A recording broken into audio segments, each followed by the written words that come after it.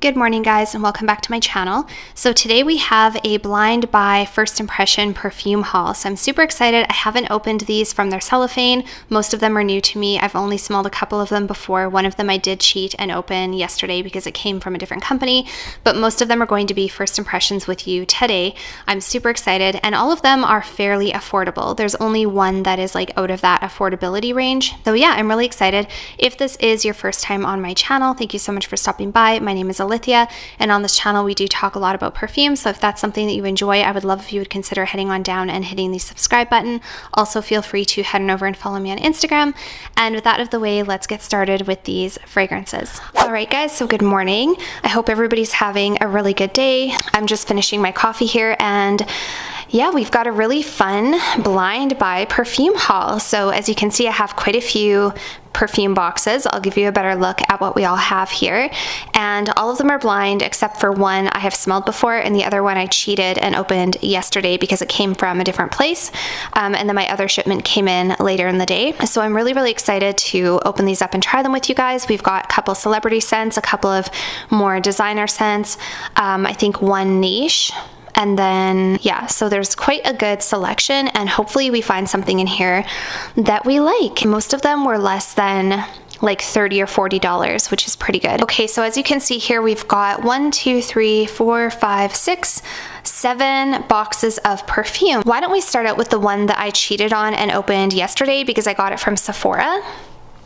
And that is this one here, which is Not Your Baby from Fleur. So this is Not Your Baby from Fleur. This is the packaging that it comes in, and I'll take it out of the packaging in a moment here so you can see what it looks like. But the box is really beautiful. I haven't tried too much from this brand before, this company, so let me know if you have any favorites from this house. I'm gonna go ahead and take it out of the box here.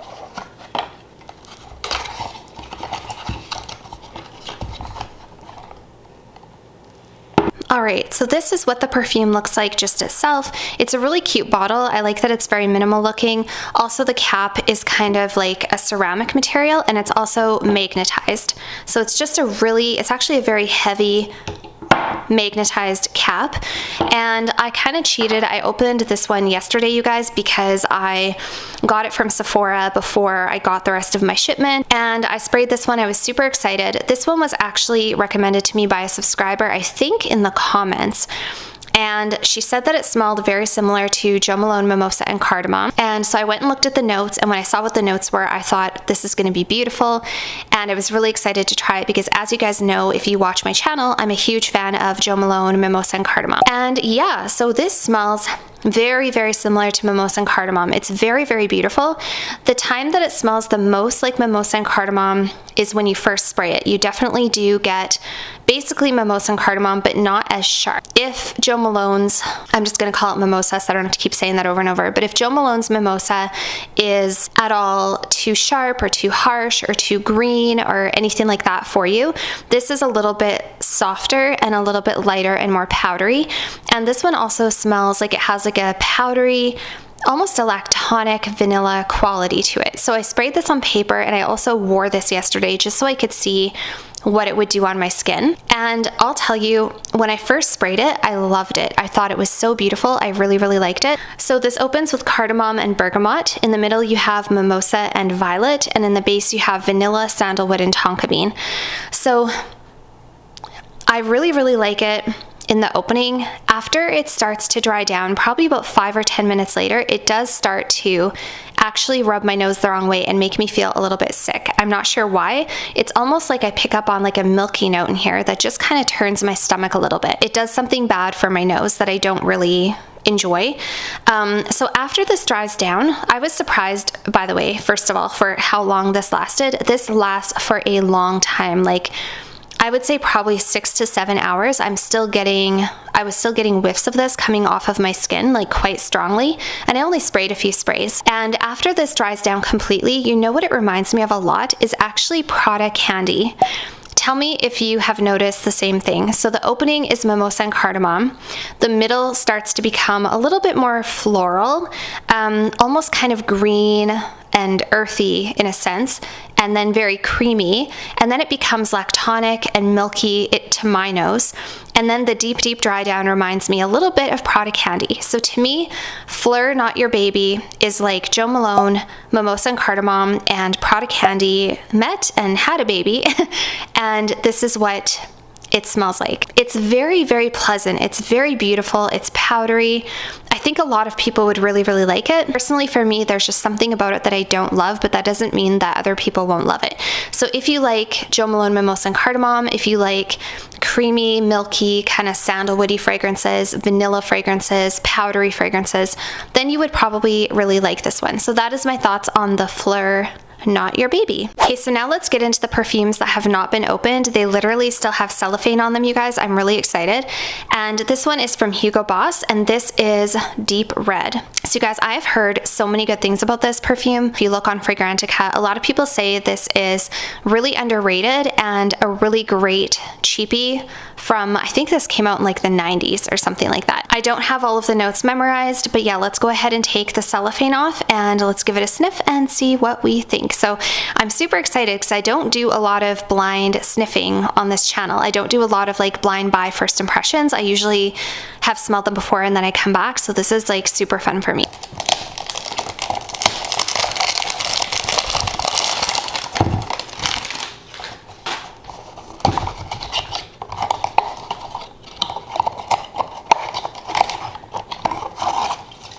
All right, guys, so this is what the bottle looks like. On camera, it is showing up almost black. It's a very dark bottle, and it definitely looks a little bit dated, right? It doesn't have like a modern design to it. And this one I think is a 50 ml. Yeah, this is a 50 ml, you guys, and I think this costs like 20 Canadian dollars or maybe 30 Canadian dollars. So really, really affordable. And before we spray it, let's go over the notes. So the notes that you have in here are blood orange, black currant, clementine, pear, and mandarin orange in the opening. In the middle, you have ginger, ginger flower, tuberose, freesia, and hibiscus. And then in the base, you have vanilla, sandalwood, musk, and California cedar. And according to Fragrantica, vanilla is very dominant. So I'm expecting this to be a sweet, vanillic, gingery, orangey fragrance.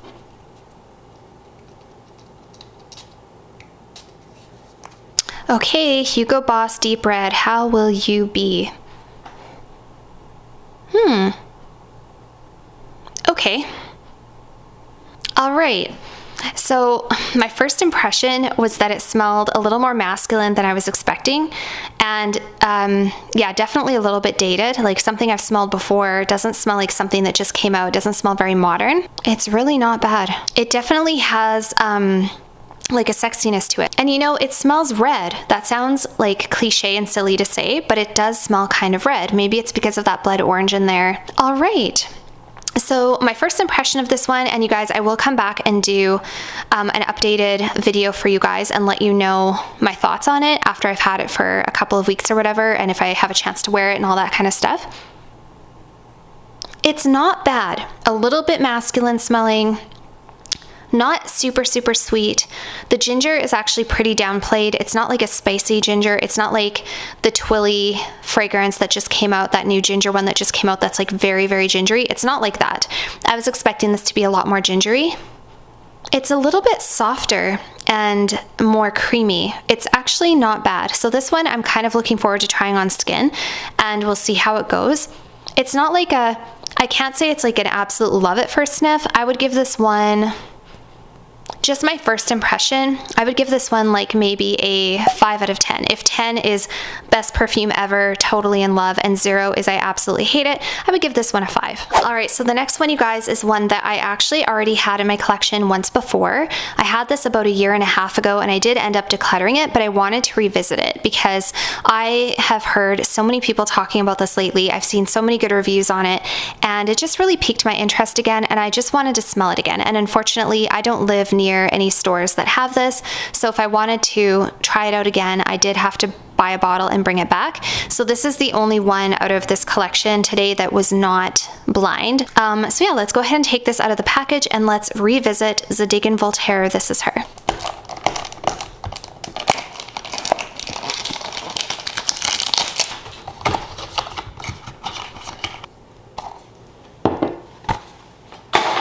All right, so this is that sort of iconic Zadig and Voltaire bottle that looks like a little chunk of ice. It literally looks like you've broken off a piece of ice from like an iceberg or something. And this one, you guys, I remember my boyfriend loved it and I really liked it too. And so yeah, I'm wondering how I'm gonna feel about it now, coming back to it all this time later. I remember that this one had really good performance and I remember really liking it, and I can't even remember why I decluttered it. I think because I was just trying to minimize my collection and this one like fell to the bottom, but I just really wanted to smell it again. So it opens with pink pepper, silkwood blossom, and jasmine sambac. Love pink pepper, love jasmine sambac. In the middle you have whipped cream, vanilla, and chestnut, so a very creamy lactonic vanilla in the middle, and then in the base you have sandalwood and cashmere. So that all sounds delicious. Okay, let's go ahead and give this a spray because I don't even remember what this smells like. All right, so this one is quite strong. Like I can smell this one right from spraying it, as opposed to the Hugo Boss Deep Red. I couldn't smell it till I brought the paper to my nose. This one I could smell as soon as I sprayed it. It's pretty strong. It's delicious, you guys. It's really delicious. It's, you know, and honestly, I think these little tester papers don't do them justice because I think they smell better at the atomizer than they do on the paper. Okay, so I know I've said this before, but this perfume smells cool, like cold. Like it smells like it looks. It smells like a piece of ice, like a scented piece of ice. It's sweet, it's creamy, you get a lot of whipped cream. It's absolutely beautiful. It's actually absolutely beautiful. And I have to say, I'm a little bit influenced by the bottle. I think the bottle makes it look a little bit more sort of androgynous and sort of, I don't know, like kind of harsh looking. And it's just like, it's a jagged, very like utilitarian looking bottle, you know? And I feel like that rubs off on the perfume. If this would have been in like an amouage bottle or something, I think people would go crazy for this. It's very, very, very pretty. Oh, you know, this is bringing me back, you guys. Like, this is making me, oh, I can remember smelling this and like being in my bedroom about a year and a half ago, and I just totally feel like, I literally feel like I'm back in 2020, which is not necessarily a good thing. It's so nice. I really, really like this one. So this one, this is kind of like, I guess we can call it another first impression or a second impression. I would say this one is like a 7 out of 10 for me, like a solid 7 out of 10. I like it better than the Deep Red for sure, just subjectively. It's just so good. It's so good. This is so, I can see why people like it so much. I can see why my boyfriend liked it. I wonder if this is like summertime appropriate. What do you guys think? I feel like because it's whipped creamy and it's coconut, or not coconutty, but vanillic and sort of creamy and woody, I feel like it's more wintertime appropriate, but at the same time, there's that pink pepper, there's some floral notes. And it's very airy. It's very airy. It's very unique. So yeah, this is really, really nice, you guys. I'm happy that I revisited it because I just think it's a gorgeous fragrance. So yeah, I'm gonna have to wear this one again and come back and let you guys know how I feel about it after I've worn it. But this one's a solid 7 out of 10 for me. So now let's do a really fun and truly cheapie, yeah, celebrity scent fragrance. This is Can Can from Paris Hilton. You guys, I remember when this came out, or at least the first time I ever saw it, I was in like a Shoppers Drug Mart or something, and I remember smelling it and I remember really liking it. And this was years ago. This was like, I think this was like, must have been like 10 years ago, maybe 7 to 10 years ago, something like that. I remember smelling this and I remember thinking it smelled really sweet and really good. And I don't often buy like cheap celebrity scents just for fun to try out, but I'm actually really excited to try this one. So let's give a Paris Hilton perfume a chance here and take it out of the packaging and see what it smells like.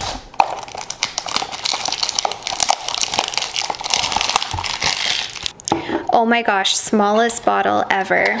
So the notes that you have in here are nectarine, blackcurrant, and clementine, and apparently those are quite dominant notes, so I'm expecting a very fruity fragrance.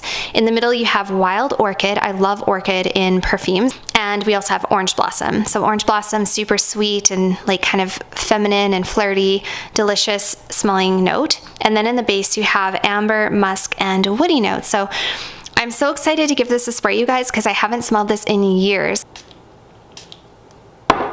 Okay, I'm excited.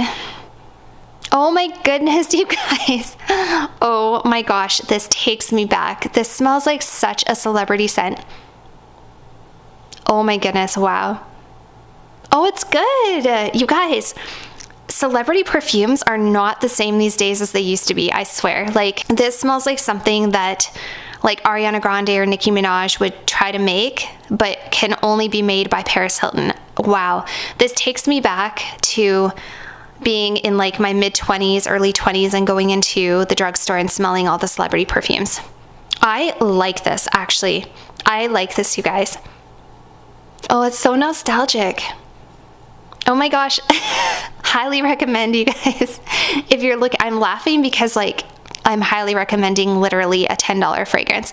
But this smells like it's fruity, it's fun, it's kind of floral, it's sexy in a way. I mean, if you consider, you know, those sweeter girly scents to be sexy, those fruity fragrances that men always seem to like on you, you know how guys really like, you know, Britney Spears Fantasy and those kind of things. This doesn't smell cheap though. Like, it doesn't smell synthetic and cheap. I really like it. There's something very like creamy about it, even though there's no vanilla in here, there's no like lactonic notes, there's no whipped cream or anything like that. Getting lots of fruity notes. I don't get one fruit in particular. I'm not getting like specifically nectarine or blackcurrant or clementine. It just smells like a sweet fruit. And then like a very girly orchid with like an amber. Ooh, and that orange blossom too, yeah. Yeah, the orange blossom makes it beautiful. This is nice, you guys. Believe it or not, I mean, you wouldn't think much of the packaging, you wouldn't think much of the name. I think a lot of people would kind of turn their noses up and think, oh, Paris Hilton, why would I buy a Paris Hilton perfume? This is good. I like this. Wow. Okay, so definitely better than I was expecting. Really nostalgic. I do remember smelling it. I do remember why I liked it. And I would give this like a solid 8. 8 out of 10. Can Paris Hilton. Super cheap. I will link it down below. Okay, time to get exotic, I guess, you guys. So we have another celebrity scent. This is from Britney Spears, and this is Sunset Fantasy. So when I was reading reviews on Fragrantica, a lot of people said that this was an underrated hidden gem. And the notes looked really good, and it's summertime, so I thought, why not? This whole 100 ml bottle, I think, was like $30 or something to that effect. So like I said, I will link all of these down below, and I'm really excited to try this one. So let's go ahead and take the cellophane off.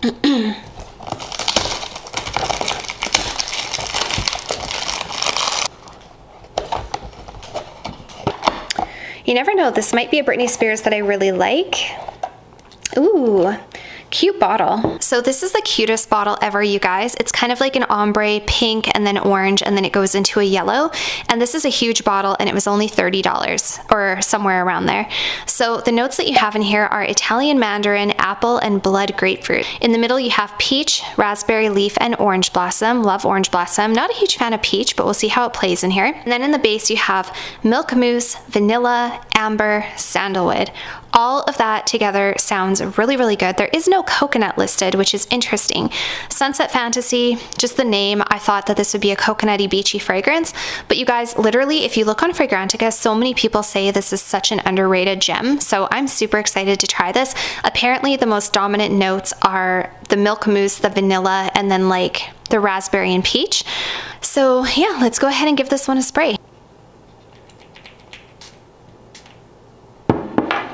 All right, ooh, I can smell it from here. Fruity. Ooh, that's nice. It's very sweet and fruity and creamy. That's different. This does not smell like a celebrity scent. This is different. It's very different from what I was expecting to. Interesting. I'm really getting a lot of that woody note. This is one that I'm gonna have to put on my skin because I'm not sure I love. There's something about it that I don't know if I love it. It's very unique. The peach in here, I think the peach and the amber together might not be so good for me. I might have to put this one on my skin. All right, you guys, so on skin, this is much better than it was on paper. I think all of them are probably gonna be better on skin. It's much nicer on skin. Okay. So I'm no longer getting that weird woody note that was bothering me. It's creamy, it's fruity, definitely getting more of that milk mousse and that vanilla now that it's on my skin. It's not bad. Okay, so I'm not sure how I feel about this one. I wouldn't say I'm head over heels for it. It's nice. It's unexpected from Britney Spears, I would say. Like, it doesn't smell to me like the original Fantasy at all. It doesn't smell cheap to me either. It doesn't smell like a celebrity scent in my opinion. I don't know. I still do think there's a little bit of that something that was on the paper that I'm not loving, even on my skin, and I think it might be the amber and the peach together. Peach is not always a great note for me, and amber's good, but it can go either way because amber's kind of dark, resinous, woody, and depending on the way that it's done, it can be really great or it can be a little sickening to me. So it's okay. I'm just gonna say it's okay. Honestly, I think I like it a little bit less than the Hugo Boss Deep Red. I'm a little bit disappointed, to be honest, because people hyped this up on Fragrantica. Thankfully, it was not very expensive because I can't see this being a love for me. I can't see myself wanting to wear this one. But I'm gonna give this one like a 4.5. It's a little bit of a, I don't know. I'm gonna have to play around with this one, but right now it's like a 4.5. It's not quite as good as the Deep Red to me. I'm gonna have to play with it a bit. All right, so we have one more celebrity fragrance and then we have one non-celebrity fragrance. At least I don't think it is. So this is Selena Gomez Eau de Parfum. Now I have heard really good things about this one as well. Apparently there's chocolate in here, but let's go ahead and take it out. This is like the biggest box ever. It's huge because the bottle is, well, first of all, this is a 100 ml and then it has like a whole top, like you'll see when I take it out, but it's kind of an extravagant bottle or elaborate bottle. All right, so let's go and unpack it.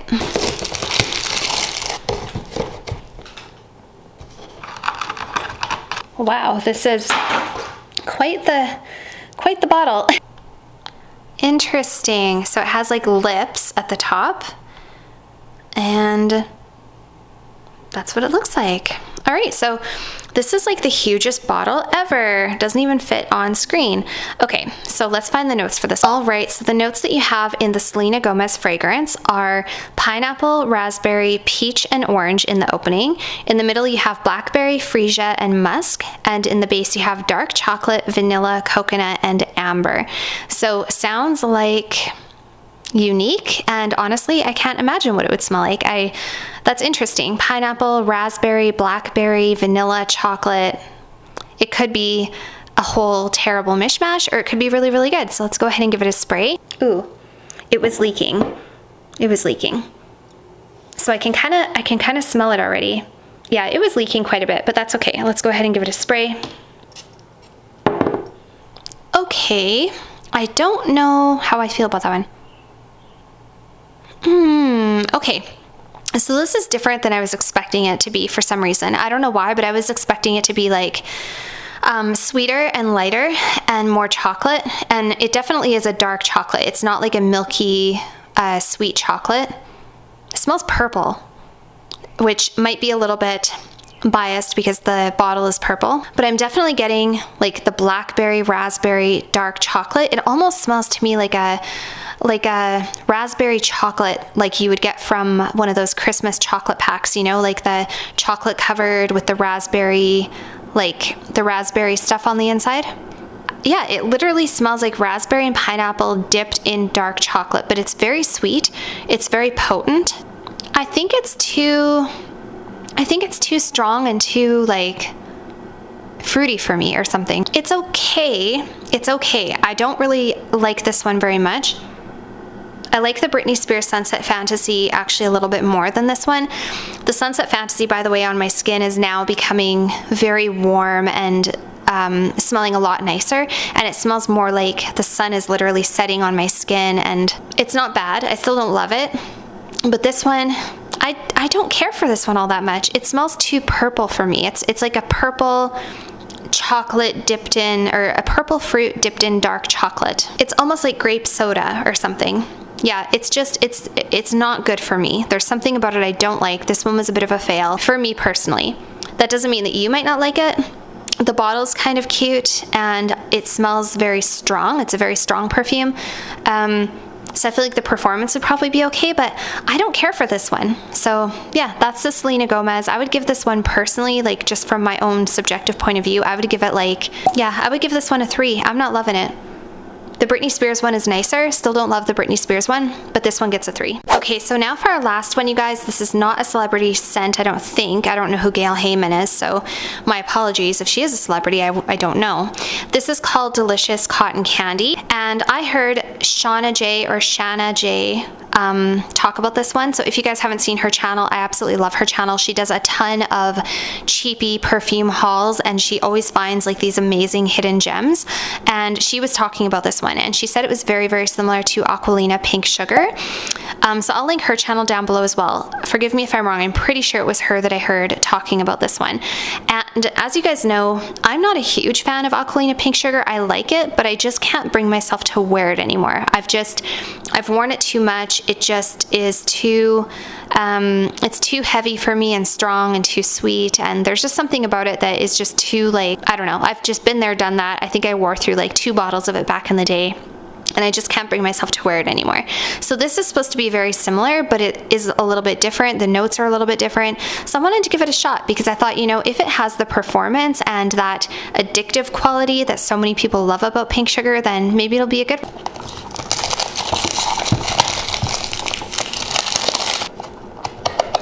Kind of a cute box. Hot pink box, like that. Oh my gosh, is there a bear on here? What is that? Interesting. Okay, you guys, so there's literally like a wildcat on the lid. Can you see that? That is bizarre. It's like, that is really bizarre. Not what I would expect for a fragrance called Delicious Cotton Candy. I would expect that on, like, you know, masculine man in the forest chopping wood, eau de parfum, not Delicious Cotton Candy. So that's interesting. Like, from afar, it looks really cute, but then when you get up close, you realize that it's actually a tiger. So the notes that you have in here are cotton candy, sugar, vanilla, caramel, strawberry, licorice, musk, plum, fig leaf, clementine, orange, bergamot, Virginia cedar, and lily of the valley. So let's go ahead and give this a spray.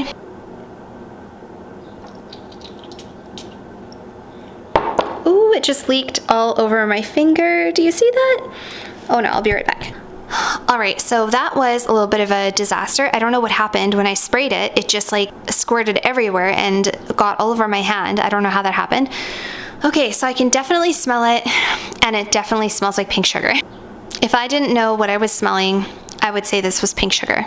All right, so I feel like this is a little bit more, almost more citrusy than pink sugar. I'm gonna have to look at the notes side by side. Maybe I'll put them on the screen for you guys, but in here I pick up more citrus than in the original pink sugar, which is actually kind of welcomed and kind of refreshing. Not bad, you guys. This is actually not bad. When I first smelled it, I kind of had that like gut turning, like, oh no, this is just gonna be Aquilina, like straight up pink sugar. But this is a little bit different. Yeah, it's very airy. It's not super syrupy. Like the original pink sugar is very syrupy sweet. This one's not quite as syrupy. This one's a little bit lighter.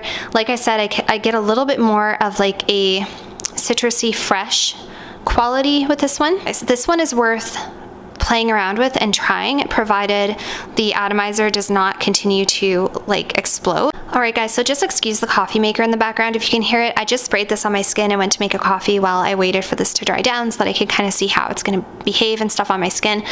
So definitely on the skin, this Delicious Cotton Candy is a lot more citrusy and kind of fruitier than the original pink sugar. I don't know what to make about the Wildcat perfume. So if you guys have ever smelled this one, let me know your thoughts down below. But honestly, I can't say I'm in love with it. Do I like it better than Britney Spears Fantasy? Let's see. No, I don't. So this one for me would be again around the 4 mark, 3.5 to 4. I don't like it as much as the Deep Red. It's, I think, a little too sweet and strange for me. It kind of smells almost to me like a mishmash of a lot of weird notes that in the beginning smells very similar to pink sugar, and I was like, oh, okay, we're on the right track, but then it just became very different, and it doesn't smell to me like cotton candy. I don't know. If you guys have smelled this one, Actually, maybe it does smell like cotton candy. It smells like a citrusy cotton candy. So yeah, that's my thoughts on the delicious cotton candy. Let's do a recap of today's haul and I'll tell you my favorite and my least. All right guys, so that was my Cheapie haul. So all of them here except for I think 2 were below the $40 or $50 mark. One of them was between $50 and $100 and one of them was above $100. So let's go over them really quickly and I'll give you a quick recap, which ones I like, which ones I think might stay, which ones are definitely not staying. So definitely the most expensive smelling one here, and the most expensive one is the Fleur Not Your Baby. So this one definitely smells the most sophisticated and classy and luxurious and elevated out of all the ones that you're seeing here in front of me. And it's really beautiful. It's just a very classy smelling perfume compared to all the other ones for sure. And it does bear a close resemblance to Mimosa and Cardamom, but goes into a little bit different direction, and it isn't my personal favorite. So even though it's probably the most expensive smelling one here, it isn't my favorite. The second, okay, let's see. My personal favorite from today's haul, honestly, I think you guys probably already figured it out. My 2 favorite is definitely the Paris Hilton Can Can, which is like really sweet and nostalgic to me. Very fruity, but also floral, has that orchid, that orange blossom. This is fun. This is fun. It's flirty. It's enjoyable. It's nostalgic. This would be great just to throw on for running errands or going to the gym or like whatever. It's just kind of like a fun scent. And the other one that I really liked is the Zadig and Voltaire. This is her. I'm really glad that I revisited this one because, again, this is one I had before. I really liked it. Let me actually take the cap off again. Oh yeah, that's so good. Oh, this is so good, you guys. Yeah, honestly, I don't even remember why I let this one go, but it's really bringing me back. And this is really good, and it's got good performance. It's really unique. It's delicious. This is a great one, you guys. So I really like this one. So I'm really happy about that. I'm happy that I revisited it. And the Can Can, of course. And my least favorite is probably the Selena Gomez. It's got to be a tie between the Selena and the delicious cotton candy. The Selena Gomez one is too much like, almost like a purple grape drink mixed with like chocolate. I just don't love it. I'm not sure what the deal is with it, but I do not love it. And the delicious cotton candy, it's getting better as it's drying down, but it's too, I just don't love it. It's just not my cup of tea. It's like a more citrusy, slightly spicier version of Aquilina Pink Sugar, and it's a little bit airier and lighter, but it lacks that addictive beast mode performance, iconic factor that Aquilina Pink Sugar had. If you know what I'm talking about, then you know. It lacks that, and it goes in a different direction, and it's just kind of weird. And then second to the bottom, or third from the bottom, would be the Britney Spears Sunset Fantasy. So this one's not bad.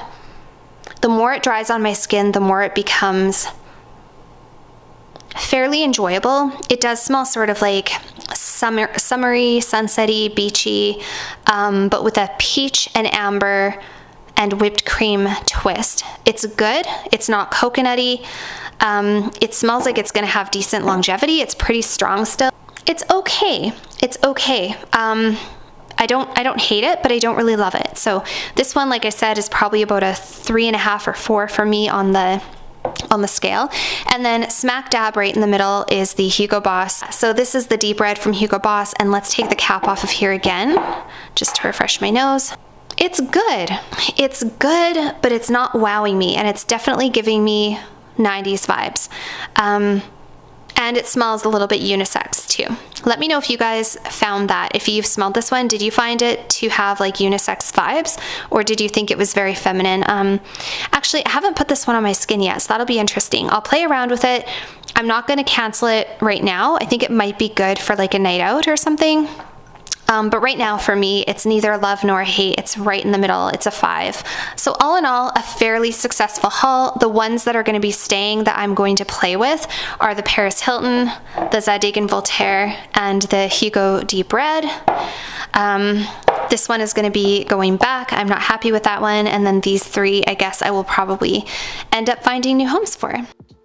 So that was it for today's perfume haul, you guys. Let me know if you've smelled any of these perfumes, what you think of them. Are there any that you would recommend I hold on to a little bit longer and keep trying? Sometimes you go back and forth with perfumes, but other times you know pretty much straight away when you smell one that it's just not your cup of tea and it's not going to work. So yeah, let me know your thoughts, and I'll see you all very soon in my next video. Bye for now.